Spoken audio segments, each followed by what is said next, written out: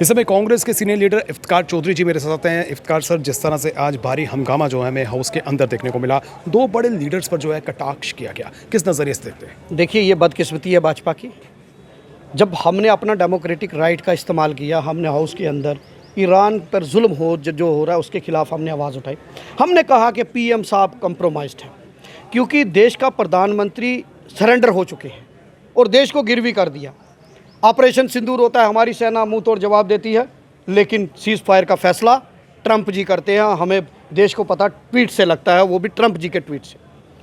हम तेल कहाँ से खरीदेंगे ये फैसला भी राष्ट्रपति जो डोनाल्ड ट्रंप है वो करते हैं।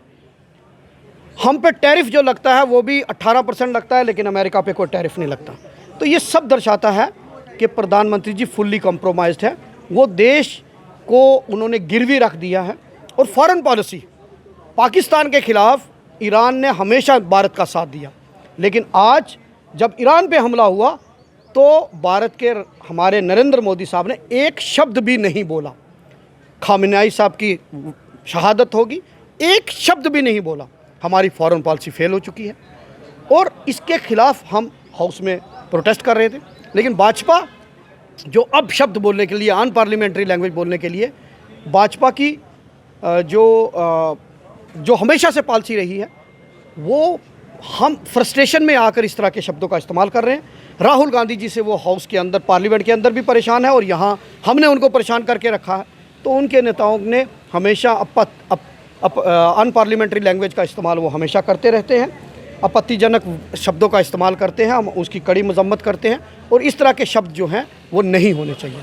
जहाँ एक तरह से भाजपा ने कटाक्ष किया, वहीं कांग्रेस की बात करें तो कांग्रेस ने भी कटाक्ष किया। नहीं, हमने कहा पीएम कॉम्प्रोमाइज्ड, तो क्या नहीं है? हमने कहा वो एब्स्टेंट फाइल में उनका नाम आया, एब्स्टेंट के दोस्त हैं। तो बताइए, जो उनके मंत्री, पेट्रोलियम मंत्री है, उनका नाम आया तो उन्होंने नहीं कहा, उन्होंने कबूला कि मैं उनका दोस्त हूँ। जहाँ पूरे विश्व में एब्स्टाइन के साथ जिसका नाम आया उन्होंने रिज़ाइन किया, लेकिन क्या इन्होंने एक शब्द भी कहा? ये तो अंबानी, अडानी, एब्स्टाइन के दोस्त हैं, अय्याशी करने के लिए हैं। तो ये हमने कहा, हमें इस पे कहने पे कोई गुरेज भी नहीं है, हमने सच कहा है।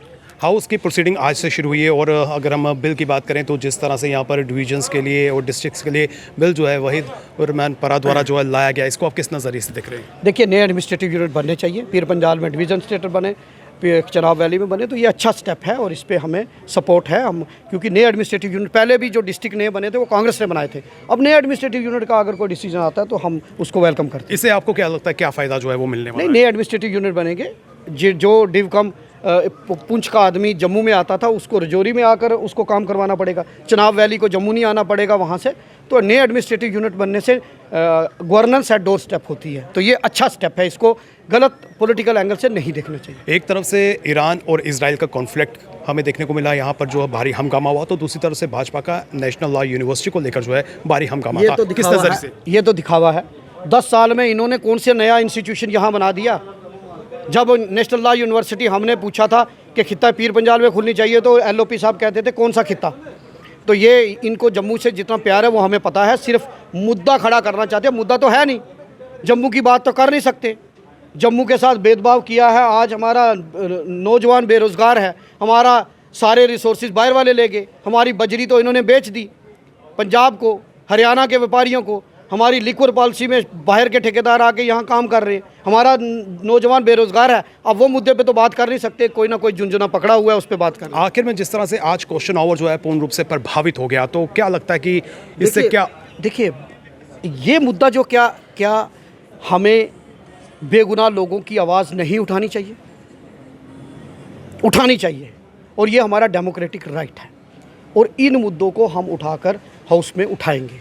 लेकिन ये क्वेश्चन आवर के बाद भी उठाया जा सकता था। देखिए, उसमें मुद्दा ही इतना संवेदनशील था कि हमें उठाना पड़ा और स्पीकर साहब ने अवेलोड नहीं किया, तो हमें अपना प्रोटेस्ट करना था। बहुत बहुत शुक्रिया, आपने हमें समय दिया। और जिस तरह से आज क्वेश्चन आवर की बात करें तो क्वेश्चन आवर जो है पूरी तरह से जो है प्रभावित रहा। एक तरफ से ईरान और इजराइल का जो कॉन्फ्लिक्ट है वो हमें देखने को मिला, उसकी गूंज जो है हाउस में सुनाई दी। और दूसरी तरफ से नेशनल लॉ यूनिवर्सिटी की बात करें, उस मुद्दे को लेकर जो है आज हाउस जो है वो गरमाया हुआ था। हालांकि जिस तरह से विरोध प्रदर्शन की बात करें तो लगातार जो है वो यहाँ पर हमें देखने को मिल रहा है। और कहीं ना कहीं जो है आज कटाक्ष जो है दो बड़े नेताओं पर वो भी किया गया। कहीं ना कहीं जो है मंथन करने की आवश्यकता है। और जिस तरह से यहाँ पर आम जनता की बात करें, आम जनता के जो मुद्दे हैं वो कहीं ना कहीं जो है है आज डिस्टर्ब जो है वो हमें नजर आए, क्योंकि क्वेश्चन आवर जो है वो पूर्ण रूप से आज प्रभावित रहा। फिलहाल करण सिंह और मुझे यानी कि रितेश गुप्ता को दीजिए इजाजत। नमस्कार।